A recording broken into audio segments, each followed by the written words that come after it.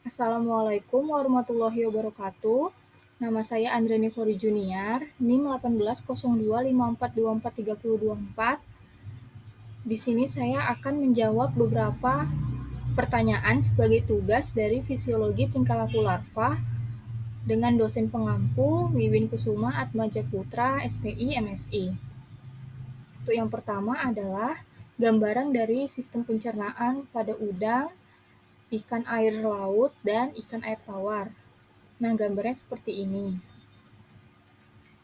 Kemudian yang kedua, adanya aktivitas enzim, perbedaan pada enzim pada saat larva dan dewasa.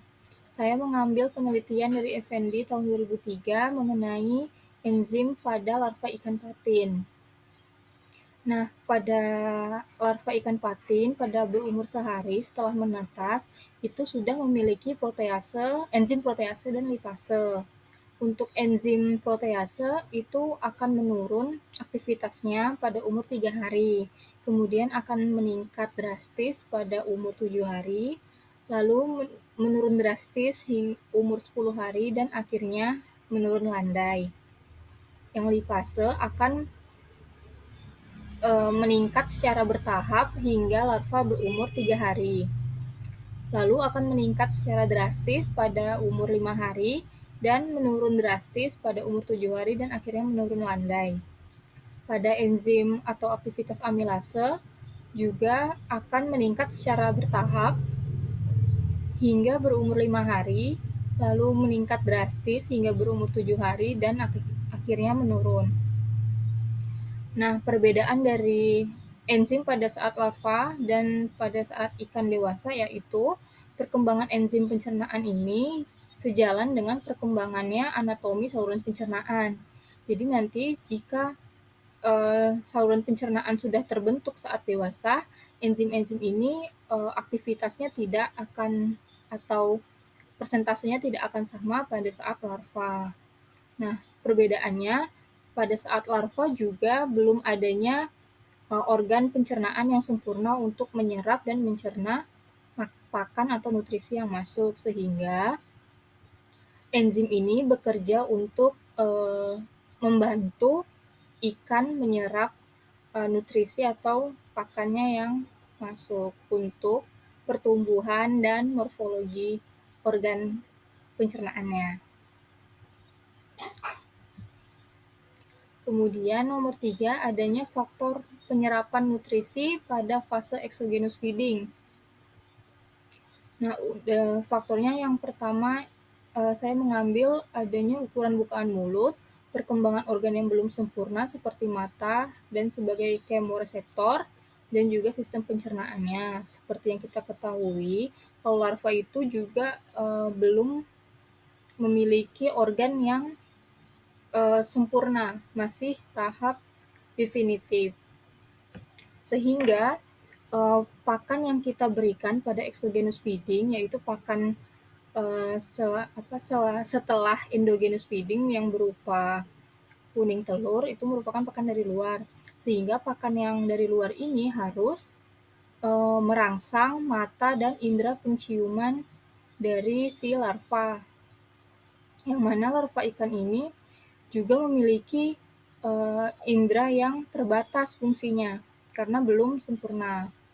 Faktor pada pakannya itu bisa dari faktor kimia untuk merangsang indera penciumannya, seperti adanya amonium, garam amonium dan atraktan.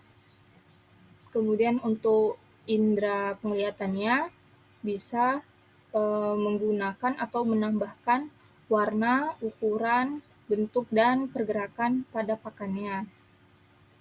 Umumnya larva itu memakan pakan kurang dari 50% ukuran bukaan mulut maksimum. Mata ikan pada fase larva biasanya hanya mengandung sel kerucut atau konsel pada retina yang berakibat buruk pada visibilitas, pada penglihatannya, karena terbatas. Sedangkan mata ikan pada fase dewasa mengandung batang dengan lebih banyak pigmen visual di retina. Ikan sudah mengenal warna atau perbedaan objek pada saat dewasa. Untuk pakan alami, memiliki warna yang jauh lebih baik daripada pakan buatan dan umumnya memiliki efek pemicu gerakan terus-menerus yang memungkinkan peningkatan persepsi oleh larva yang makan. Aktivitas gerak pakan alami umumnya menjamin distribusi yang baik di kolam air, mengingat mobilitas larva yang masih sangat rendah. Nah, faktor berikutnya juga adanya ketersediaan makanan di sekitarnya, kemampuan visual mata, dan intensitas cahaya. Di sini ada suatu ilustrasi dari Uvera tahun 2011 mengenai intensitas cahaya dan kemampuan mata pada ikan. Nah, di sini ini dari atas sampai ke bawah itu umur atau ukuran ikan akan bertambah. Nah, di sini ikan itu memiliki penglihatan yang terbatas dan juga semakin meningkat pada saat dewasa. Ini menjadi kendala pada fase exogenous feeding. Nah, kemudian ada suhu. Kecepatan penyerapan yolk-sac pada saat endogenus itu dipengaruhi oleh beberapa faktor, salah satunya suhu. Pada ikan greenback flounder, efisiensi penyerapan yolk-sac itu terjadi pada suhu 15 derajat Celcius. Inkubasi pada temperatur ini dihasilkan larva yang besar dengan penyerapan yolk-sac yang sempurna dan rata-rata pertumbuhan yang cepat. Hart dan Furser tahun 1965. Faktor berikutnya adalah oksigen. Pertanyaan yang berikutnya yaitu food habit pada larva udang. Pada larva udang itu mereka biasanya memakan detritus, kemudian fitoplankton. Nah, pada penelitian mengenai larva udang windu, itu larva udang windu ini memakan zooplankton atau fitoplankton dengan jenis Chaetoceros sp, Skeletonema sp, Branchionus sp, Instar 1, Artemia sp, dan pakan buatan.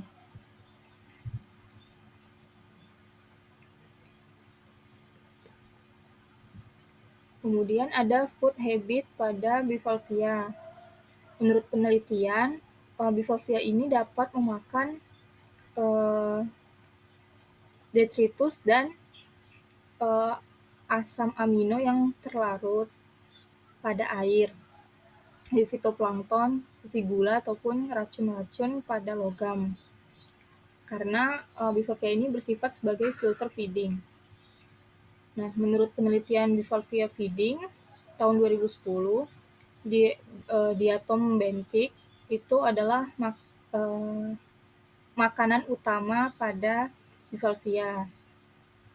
Selain itu, fitoplankton juga menjadi sumber yang mendasar bagi Bivalvia. Makanan lainnya seperti bakteri dan detritus juga adanya zooplankton. Nah, konsentrasi partikel pada diatom itu juga menjadi sumber makanan pada Bivalvia karena mengandung bahan organik terlarut dan adanya asam amino yang terlarut, asam amino yang bebas dalam air. Selanjutnya adanya pertumbuhan larva. Mengapa pertumbuhan larva itu ada yang dominan lebih besar? Karena menurut penelitian itu lambatnya pertambahan panjang dan tinggi pada fase awal itu disebabkan karena pada saat tersebut yang pertama sumber nutrisi bagi larva masih berasal dari kuning telur sehingga tidak cukup untuk pertumbuhan. Yang kedua, masih sedikitnya jumlah pakan yang dikonsumsi. Dan yang ketiga, larva berada pada tahap perkembangan organ-organ tubuh, baik morfologis maupun anatomis. Lambatnya pertambahan panjang dan tinggi tidak saja terjadi pada larva ikan kerapu bebek, tetapi juga terjadi pada larva ikan yang lain. Nah, ketika larva kerapu bebek ini berumur lebih dari 33 jam, sumber nutrien dari kuning telur ini lebih banyak digunakan untuk pemeliharaan, pembentukan organ-organ tubuh, dan larva mulai aktif berenang. Sesuai dengan Kohno, pada tahun 1986 melaporkan cepatnya pertambahan panjang larva pada fase awal tergantung kepada cepatnya penyerapan kuning telur. Yang mana tadi penyerapan kuning telur itu berfungsi sebagai untuk perkembangan organ-organnya, baik morfologis maupun anatomis. Sekian presentasi mengenai tugas fisiologi tingkah laku larva. Mohon maaf apabila ada kesalahan. Assalamualaikum warahmatullahi wabarakatuh.